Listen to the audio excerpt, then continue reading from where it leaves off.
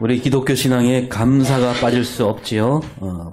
늘 말씀드렸는데 우리 기독교는 감사하는 종교입니다.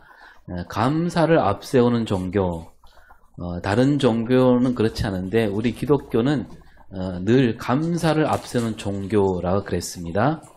우리가 왜 감사해야 되는가? 하나님께서 우리에게 모든 것을 주셨기 때문에 우리는 늘 감사하는 삶을 살아야 되는 거죠. 오늘 우리가 예배 드리고 있는데 우리가 왜 예배를 드립니까? 감사해서 드리는 거죠. 하나님 은혜에 감사해서 예배 드리러 온 겁니다. 또 우리가 왜 봉사하며 살아야 됩니까? 감사하기 때문에. 왜 이웃을 사랑해야 되는가? 감사하기 때문이에요. 자주 말씀드렸지만 구두 닦는 아이 이야기 말씀드렸잖아요. 새 아이가 아빠 구두를 닦는데 첫 번째 아이한테 물었습니다. 너는 왜 일찍 일어나서 구두를 닦느냐 했더니 아이가 막 울먹거리면서 안 닦으면 아빠한테 혼나니까. 또 두 번째 아이한테 물었습니다. 너는 왜 닦느냐? 이거 닦으면 용돈을 많이 주니까. 세 번째 아이한테 물었습니다. 왜 닦느냐 했더니 우리 아빠가 우리 가정을 위해서 나를 위해서 뛰어다니신 걸 생각하니까 감사한 마음이 들어서 구두라도 제가 닦아 드려야죠. 여러분 신앙은 어디쯤 와 있습니까? 아직도 하나님께 혼나는 게 무서워서 그런 신앙이 있는가 하면 하나님께 뭔가 얻으려고 하는 신앙, 그런 신앙이 또 있겠지요. 그러나 나는 하나님께 받을 거 다 받았기에 감사해서 하는 신앙, 감사로 사는 신앙, 혼나는 게 무서워 믿는 신앙, 뭔가 좋은 거 받으려고 하는 신앙, 이런 신앙은 사실 우리 기독교 신앙과 거리가 있는 겁니다. 우리 기독교 신앙은 언제나 감사를 앞세우는 신앙이지요. 다시 말해서 감사가 앞서지 않으면 우리 기독교 신앙이 아니다, 이렇게 좀 잘라 말할 수도 있다는 겁니다. 그러니까 이단 사위 고르는 기준도 그겁니다. 이 사람이 감사를 앞세우는가, 아니면 뭔가 무서움을 주고 두려움을 주는가, 아니면 뭔가 미끼를 주는가. 그러면 그것은 이단 사위비라고 봐도 틀림이 없는 거죠. 여러분 하나님은 어떤 분입니까? 하나님 하면 우리가 어떻게 고백해요? 사도신경에서 전지전능하신 하나님.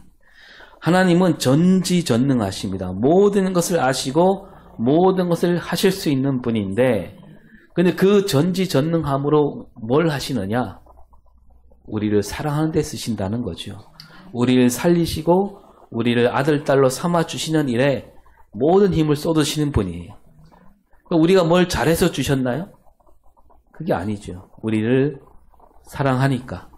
그러니까 우리가 하나님 그러면 감사하단 말이 먼저 나올 수밖에 없는 신앙. 그게 우리 기독교 신앙입니다. 다른 종교에서 종종 감사하단 말을 쓰기는 하는데 가만히 들여다보면 자기에게 좋은 일이 생겨야 감사하고요. 자식 농사가 잘 되면 조상님께 감사한다 그럽니다. 근데 그들처럼 나에게 좋은 일이 생길 때만 감사합니다. 자식이 잘 되고 사업이 잘 되고 돈을 많이 벌어야만 감사합니다 라고 한다면 그 신앙은 다시 한번 우리가 돌아봐야 된다는 거죠. 하나님을 잘 모르기 때문에 그럴 때만 감사한다 라고 하는 거죠. 하나님을 제대로 안다면 그럴 수가 없는 거예요. 감사할 일이 생겨야만 감사한다. 그런 감사는 어떻게 보면 하나님께 드리는 감사가 아니지요. 말로는 하나님 감사합니다 라고 하지만 하나님께 감사하는 게 아니라 그 좋은 일에 감사하는 겁니다. 엉뚱한 것에 감사하고 있다는 거죠. 그러니까 세상 사람들은 그럴 때 감사하잖아요. 누군가가 나를 도와주었을 때, 선물을 받았을 때, 칭찬을 받았을 때 감사합니다. 우리 예수 믿는 사람들은 언제 감사해야 되는가? 아니 이렇게 먼저 물어야 되겠죠. 앞에 말씀드렸지만 우리는 먼저 누구에게 감사해야 돼요? 하나님께 감사. 언제 감사합니까? 추수감사절? 맥주 감사절? 아니죠. 네. 또 우리에게 하나님이 복을 주셨기에 감사합니까? 뭐 그때도 마땅히 감사해야 되겠죠. 하지만 우리가 드리는 감사는 어떤 때가 따로 없는 거예요. 하나님께 나에게 무엇을 주셨기에 감사한다. 그런 감사를 넘어서는. 그래서 우리는 날마다 감사해야 되는 거죠.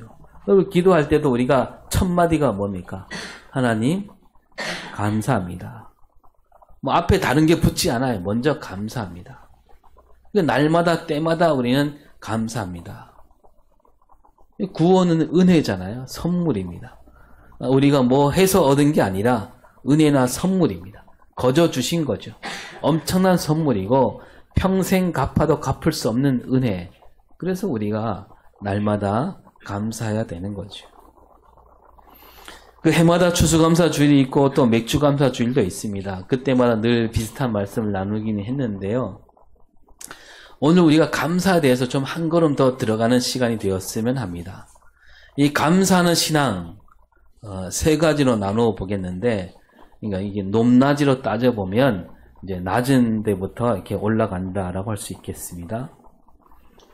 먼저 누구나 할 수 있는 감사, 뭐 우리가 많이 들어왔던 감사죠. 지난해에도 그런 말씀 나눴는데, 우리가 요즘 뭐 찬양 예배 때 수요일날 감사 찬송 부릅니다. 뭐 지난 추억에 감사하고 봄에도 감사, 가을에도 감사, 사라진 눈물에 감사, 기도 응답에 감사, 거절도 감사, 뭐 헤쳐난 풍랑에 감사, 뭐 절망 중 위로에도 감사, 뭐 가정을 주셔서 감사, 뭐 평안을 감사, 희망을 감사. 우리가 그런 말 많이 합니다. 감사할 일이 얼마나 많으냐. 어떤 교회는 막 그 연말에 그렇게 하잖아요. 우리 감사 제목을 써보자. 이것도 감사, 저것도 감사. 이렇게 해주셔서 감사, 저렇게 해주셔서 감사. 또 나쁜 일 생기지 않게 해주셔서 감사하고. 그 헤아려 보면 뭐 감사한 일이 정말 많겠지요. 그 감사 제목을 찾아서 하나님께 감사하는 신앙. 우리가 그걸 잘 이어받아야 되겠지요. 그런데 우리가요, 이 신앙은 자칫 나에게 베푸신 은혜, 내가 하나님께 감사한다라고 넘어갈 수가 있습니다. 그러니까 여기 이제 우리 뭐 많은 열매가 있고 채소가 있고 곡식이 있는데, 하나님께서 나에게 이러한 열매를 주셨구나. 그러니까 나에게 주셨으니 내가 감사해야지. 이런 신앙, 이런 감사 신앙은 누구나 할 수 있는 것이고, 또 가장 낮은 단계의 감사 신앙이라고 할 수가 있겠지요. 그럼 그 다음은 뭘까요? 그 다음은 여기서 우리가 좀 더 올라가면 어떤 감사 신앙으로 나아가야 되겠습니까? 나만 감사하는 게 아니고 다른 사람과 나누는 그런 신앙. 나 혼자만 감사하지 않고 이웃과 함께하는 감사입니다. 우리가 해마다 추수감사주일에 이 강단에 올린 이 열매들을 나누지 않습니까? 경로당에도 주고 또 필요한 사람 주고, 또 엊그제 검은교회에서는 추수감사주일을 맞이해서 온 동네 사람들에게 뭐 소머리 국밥을 함께 나눴습니다. 그러니까 나에게 주신 열매, 나와 내 가정에 베푸신 은혜, 그런 감사하며 머물지 않고 이웃에게 나눠주는 감사, 그것 또한 바람직한 감사라고 할 수 있겠습니다. 여기까지만 가도 우리가 그리스도인으로서 참 부끄럽지 않은 감사신앙이라고 할 수가 있습니다. 그런데 우리가 여기에 머물러서는 안 되는 거죠. 더 높은 데로 올라가야 됩니다. 더 높은 감사신앙. 이게 뭐냐 하면 다른 사람들로 하여 감사하게 하는 그런 신앙이라는 겁니다. 그러니까 이웃에게 나눠줘서, 앞에 말씀드린 이웃에게 나눠줘서 뭔가 생각하지 못한 좋은 것을 나눠줘서 그분으로 하여 감사하게 만드는 그런 신앙, 그걸 넘어서서 뭐냐 하면 그저 예수 믿는 우리, 내가 그 사람 곁에 있다, 이것만으로도 그분들이 감사하게 되는. 이를테면요, 이번에 한강 작가가 노벨 문학상을 받았잖아요. 근데 우리가 왜 좋아요? 우리가 왜 기분이 좋습니까? 그분이 우리나라 사람이니까. 내가 받지는 않았어도 우리나라 사람이 받았으니 좋잖아요. 또 우리 역사에 세종대왕이라는 훌륭한 왕이 있어서 자랑스럽고 이순신 장군이 있어서 더욱 자랑스럽다. 이런 것처럼 다른 사람들이 볼 때, 믿지 않는 사람들이 볼 때도 예수 믿는 우리가 있어서 그 사람들이 기뻐하고 자랑스럽게 여기게 되는 그런 신앙으로 나아갈 수 있어야 되는 거죠. 그러니까 앞에서 나에게 주신 열매가 많아서 감사한다. 또는 내가 받은 열매를 이웃에게 나눠주는 감사 신앙을 말했습니다. 지금 말한 이 신앙은요. 여기 한 걸음 더 올라가서 내가 바로 뭐가 되는 신앙? 내가 열매가 되는 신앙이 되어야 된다는 겁니다. 왜냐하면 우리 예수님께서 우리를 열매가 되도록 이끄셨습니다. 그러니까 십자가에서 흘리신 피가 씨앗이 되었고 그 씨앗으로 말미암아 우리가 하나님 자녀라는 열매가 맺은 겁니다. 예수님이 일찍이 말씀하셨죠. 요한복음 12장 24절 시작. 내가 진실로 너희에게 이르노니 한 알의 밀이 땅에 떨어져 죽지 아니하면 한 알 그대로 있고 죽으면 많은 열매를 맺느니라. 예. 우리에게 주신 말씀인데 우리는 이 땅에서 이 말씀을 받들어 땅에 떨어져 죽는 밀알이 되어야 한다라는 뜻으로 말씀하셨습니다. 그런데 예수님은 이렇게만 말씀하지 않고 몸소 보여주셨지요. 예수님이 스스로 땅에 떨어져 죽는 밀알이 되셨습니다. 그리고 그 밀알로 말미암아서 많은 열매를 맺게 해주셨는데 그 열매가 뭐라고요? 그 열매가 바로 우리예요. 우리가 그 열매가 된 겁니다. 그러니까 예수 믿는 사람들이 열매가 된 거예요. 또 예수님이 스스로 먼저 열매가 되기도 하셨는데 고린도전서 15장 20절 시작. 그러나 이제 그리스도께서 죽은 자 가운데서 다시 살아나사 잠자는 자들의 첫 열매가 되셨도다. 예. 예수님이 십자가에 죽으셨다가 다시 살아나심으로 이 죽음이 끝이 아니다. 이것을 온 세상에 알리게 되었지요. 그래서 옛날에는 죽음에는 열매가 없었어요. 사람이 죽으면 열매가 없었다. 죽음은 그냥 끝이었습니다. 죽으면 썩는 것이고 썩는다는 것은 그냥 없어지는 거죠. 근데 죽음이 뒤엎고 있던 그 세상에서 예수님이 죽음 가운데 가셨다가 다시 살아나셨죠. 죽음으로 죽으셨지만 부활이란 열매를 예수님이 맺으신 겁니다. 예수님이 죽음에서 다시 살아나심으로 새로운 세상이 열린 겁니다. 이제는 죽음은 죽음으로서 끝나지 않고 죽음은 부활이란 열매로 이어졌다. 이제부터는 죽음은 죽음이 아니라 예수 그리스도 안에서 생명이란 열매로 바뀌게 되었다라는 것을 우리에게 보여주신 겁니다. 그 죽음을 두려워하던 사람들이 이제 새로운 소망을 갖게 되고요. 그 사람 생명 갖고 장난치던 이들이 그 하던 짓을 멈출 수밖에 없는 예수님이 잠자던 자들, 죽음으로 가득한 세상에서 그 첫 열매가 되셨다. 첫 열매가 되신 거예요. 그럼 그 첫 열매라면 그 다음 열매는 뭐예요? 그 다음 열매는 그 예수를 믿는 우리가 그 다음 열매가 되는 겁니다. 그래서 우리도 그리스도 예수를 따라 십자가에 우리를 내어줘야 되는 거죠. 그러면 우리는 죽지만 그리스도와 예수와 함께 다시 살게 되고 그런 삶이 바로 열매가 된다는 겁니다. 그래서 우리는 예수 그리스도로 말미암아 열린 열매들이에요. 근데 여러분 그런 말이 있잖아요. 콩 심은 데 콩 나고 예, 팥 심은 데 팥 난다. 자, 예수님은 어떤 분입니까? 거룩하신 분이에요. 근데 거룩하신 분, 그분으로 심었으니까 그 열매는 거룩하게 되는 겁니다. 그럼 우리가 열매이긴 한데 어떤 열매? 거룩한 열매로 사는 거예요. 자, 오늘 히브리서 10장 10절을 볼까요? 이것을 따라 예수 그리스도의 몸을 단번에 들이심으로 말미암아 우리가 거룩함을 얻었노라. 예. 예수님이 그 십자가에 달려 죽으심으로 말미암아 우리가 뭘 얻었어요? 거룩함을 얻은 겁니다. 우리는 다 거룩하게 된 거예요. 거룩하다 무슨 뜻이라 그랬습니까? 세상과 다르다, 구별되다. 세상은 더럽지만 우리는 깨끗하게 되었고 세상은 죄악 아래에 있지만 우리는 그 죄악을 이기며 사는 사람들이 되었다. 옛날에 하나님만 거룩하다 그랬어요. 그런데 예수 그리스도로 말미암아 우리도 거룩함을 입게 된 거죠.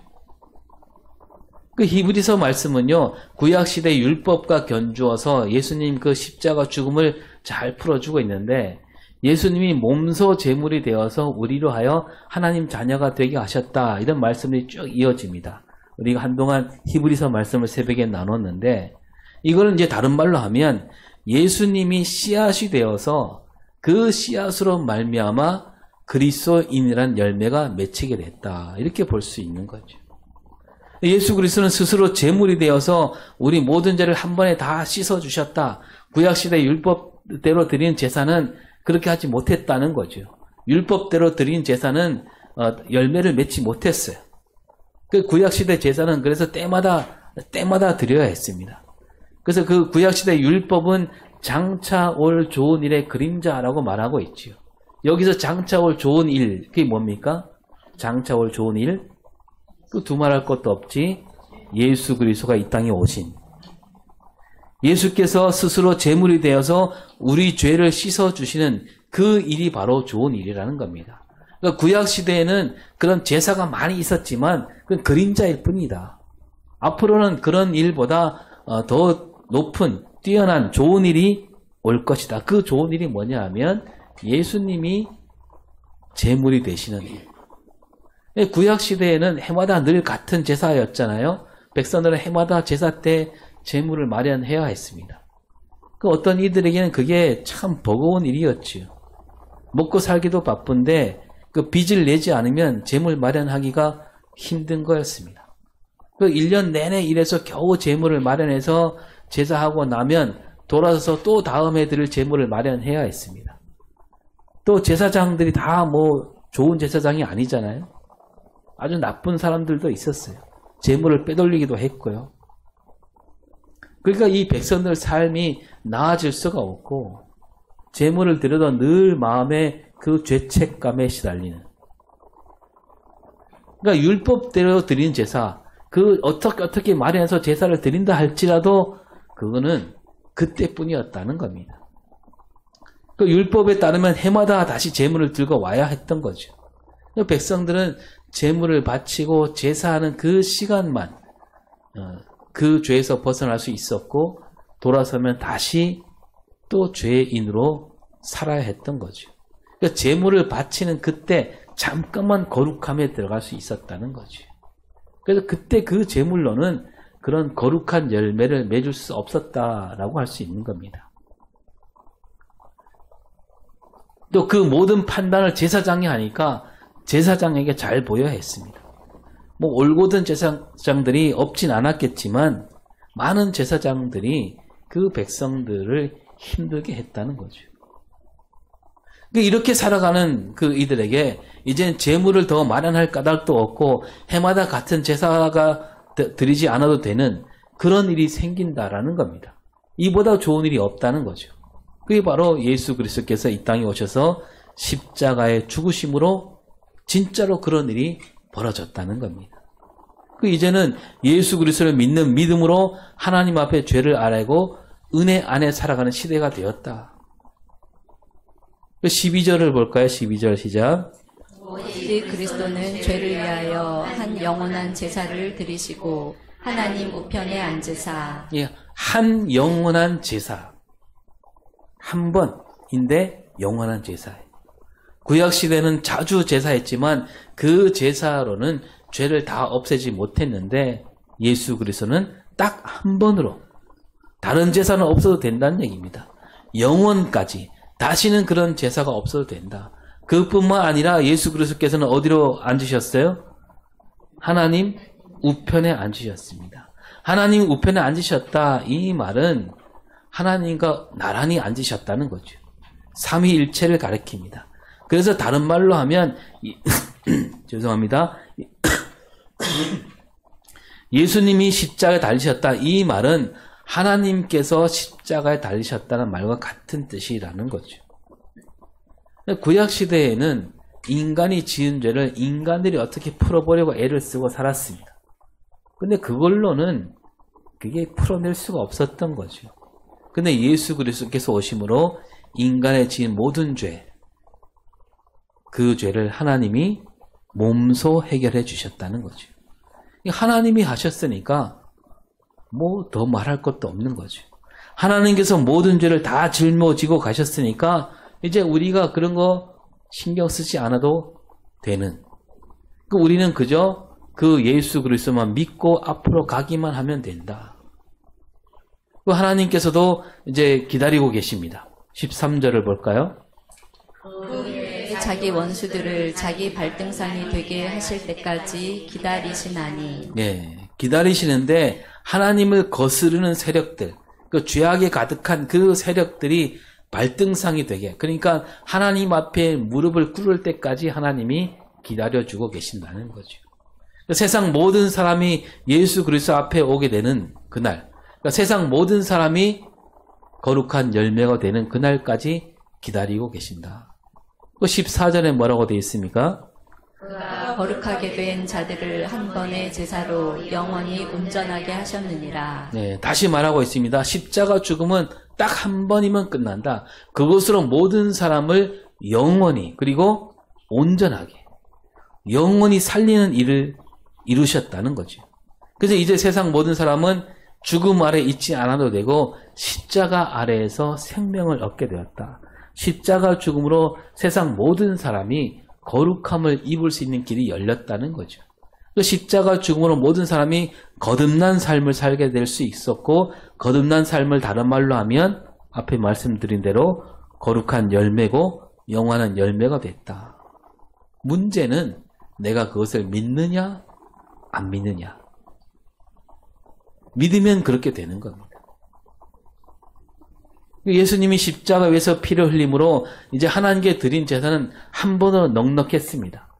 그 모든 사람이 새로운 삶을 얻게 되는데 이것은 하나님께서 일찍이 우리에게 주신 언약이다. 또 이렇게 말씀하죠. 15절 16절을 읽어봅니다. 또한 성령이 우리에게 증언하시되 주께서 이르시되 그날 후로는 그들과 맺은 언약이 이것이라 하시고 내 법을 그들의 마음에 두고 그들의 생각에 기록하리라 하신 후에. 예. 하나님께서 주신 이 약속은 어디 다른 데에 있는 것이 아니라 이 약속을 받는 사람들 마음과 생각에 두신다. 이 말은 마음과 생각에 두신다. 이것은 틀림없이 내가 지키겠다는 말씀이고, 또 마음과 생각에 두신다. 이 말은 이 약속은 마음으로 생각으로 믿어야 한다는 말씀이기도 합니다. 하나님이 이 약속을 진짜로 이루시려고 예수 그리스도 이 땅에 보내셨다. 예수 그리스도께서 이러한 일을 이루셨다는 것은 우리가 믿음으로 받게 된다는 거죠. 다시 말하면 믿음이 없이는 이 약속을 받아들일 수 없다. 따라서 믿는 사람들은 영생을 얻는다. 믿음으로 영생을 얻는다. 또 믿는 사람들은 예수 그리스도로 말미암아 새로운 피조물, 새로운 열매가 되었다. 그래서 우리는 하나님 앞에 언제든지 나아갈 수 있게 되었다라고 말씀하고 있는 거죠. 그리고 이제 다시 거슬러 올라가면요. 19절에 뭐라고 되어 있습니까?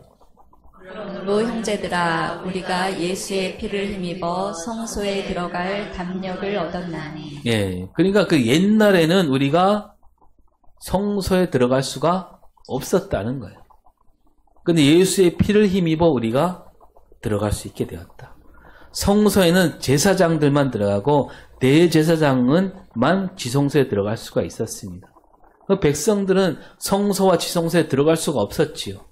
그 성소와 지성소에 들어간다는 말은 하나님을 만난다는 뜻이고, 근데 백성들은 그럴 수가 없었다는 거죠. 그런데 예수께서 피를 흘리심으로 모든 사람이 성소에 들어갈 담력을 얻게 되었다. 다시 말해 십자가로 말미암아 모든 사람이 새로운 피조물로 거듭날 수 있게 되었고 거룩한 열매가 되어서 하나님을 만날 수 있게 되었다는 겁니다. 그래서 20절을 볼까요? 이는 우리를 위하여 휘장 가운데로 열어놓으신 새로운 살 길이요 휘장은 곧 그의 육체니라. 예, 휘장 얘기가 나오죠. 휘장, 예수님이 휘장이다. 휘장을 젖히고 들어가야만 지성소로 들어가게 되어 있었는데 예수님이 십자가에 달리시니까 그 휘장이 어떻게 돼요? 연력이 됐던.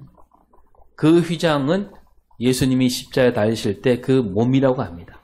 그래서 마태복음 27장 50절 51절 예수께서 다시 크게 소리 지르시고 영원히 떠나시니라. 이에 성소 휘장이 위로부터 아래까지 찢어져 둘이 되고 땅이 진동하며 바위가 터지고. 예. 예수님 몸이 휘장인데 그 몸이 찢기심으로 이제 휘장은 없어진 거예요. 휘장으로 가려져서 만날 수 없던 하나님이 이제 그 백성들 앞에 서 계시는 겁니다. 그 십자가 달신 예수님이 몸소 제물이 되셨기에 그렇게 됐다는 거죠. 그리고 예수님은 참된 대제사장이기도 합니다. 그런 뜻에서 예수님을 가리켜 큰 제사장이다. 이거 이 땅에 오신 예수님께서 다 하신 겁니다. 스스로 제물이 되셨고 또 하나님과 우리 사이에 계시는 큰 제사장이 되어 주셨습니다. 그러면 이제 우리가 할 일이 뭐냐? 영생을 얻은 사람으로서 거듭난 사람으로서 다른 말로 하면 우리는 새로운 열매가 됐는데 거룩한 열매로서 우리가 할 일은 무엇인가? 그 두 가지로 말씀하는데요. 먼저 하나님 앞에 나아가는 겁니다. 22절 봅니다. 우리가 마음의 뿌림을 받아 악한 양심으로부터 벗어나고 몸은 맑은 물로 씻음을 받았으니 참 마음과 온전한 믿음으로 하나님께 나아가자. 예수 그리스도가 대제사장이 되어주셨고 이로 말미암아 우리는 이제 악한 양심에서 벗어났다. 맑은 물로 씻음을 받았다. 이 말을 다른 말로 하면 우린 새로운 피조물이 되었다는 거잖아요. 그래서 참으로 거룩하신 분, 그 거룩함으로 씨를 뿌렸으니까 그로 말미암아 우리가 그리스도인이 됐는데 이것은 거룩한 열매가 된 것이다. 그 거룩한 열매로서 참 마음과 온전한 믿음으로 하나님 앞에 나아갈 수 있게 되었다는 겁니다. 근데 구약시대 율법으로는 참 마음을 가질 수 없고 온전한 믿음을 가질 수 없었다는 거죠. 이제 거룩한 열매가 된 우리는 참 마음으로 하나님께 나아갈 수 있고 올바른 믿음으로 살아갈 수 있게 되었다는 거죠. 그리고 이 새로운 열매, 거룩한 열매로서 우리가 할 일이 또 하나 있는데, 그러니까 참 마음과 올바른 믿음으로 이 땅에서 어떻게 살아야 되는가? 24절에 시작. 서로 돌아보아 사랑과 선행을 격려하며. 뭡니까? 사랑과 선행을 격려하라. 뭐냐면 사랑하며 착한 일을 많이 하라 그럽니다. 서로 돌아보아서. 그러니까 이 말은 뭐냐면 혼자 하지 말고 같이 하라 이겁니다. 격려하라 그랬는데 이 말은 뭐냐면 사랑하는 일을 더 많이 할 수 있도록 서로 힘을 북돋아 주라는 얘기입니다. 착한 일을 더 많이 할 수 있도록 서로 힘을 실어주라. 그 바로 앞에 23절에 뭐라고 되어 있습니까? 23절. 또 약속하신 이는 미쁘시니 우리가 믿는 도리의 소망을 움직이지 말며 굳게 잡고. 하나님은 미쁘신 분이다. 하나님께서 그 약속을 반드시 이루신 분이다 이거죠. 소망을 움직이지 말라. 소망은 흔들리지 않는다는 겁니다. 그리고 마지막 25절에 시작. 어떤 사람들의 습관과 같이 하지 말고 오직 권하여 그날이 가까움을 볼수록 더욱 그리하자. 네.